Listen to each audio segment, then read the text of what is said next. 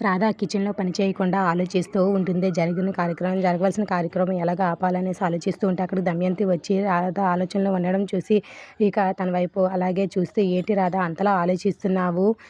నలపూసల కార్యక్రమం గురించా? లేదా నేనేం చేస్తానా అని నువ్వు ఆలోచిస్తూ ఉన్నావా? చెప్పు రాధ" అనేసి అడుగుతూ ఉంటుంది. ఇక నేను ఈ నల్లపూసల కార్యక్రమంలో ఏదైనా ఆపడానికి ఏదైనా చేస్తానని నువ్వు ఆలోచిస్తున్నావా? చెప్పు రాధా అనేసరికి అలాగే రాధ ఏమీ మాట్లాడకుండా ఆలోచిస్తూ ఉంటుంది.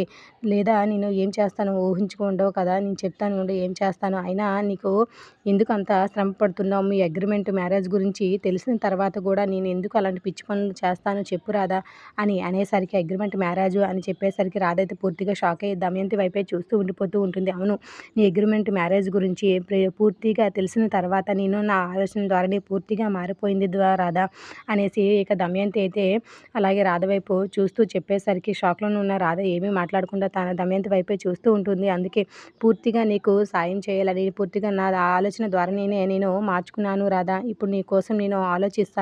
తర్వాత ఏం చేయాలో పిచ్చి పిచ్చి పనులు కూడా నేను చేయను.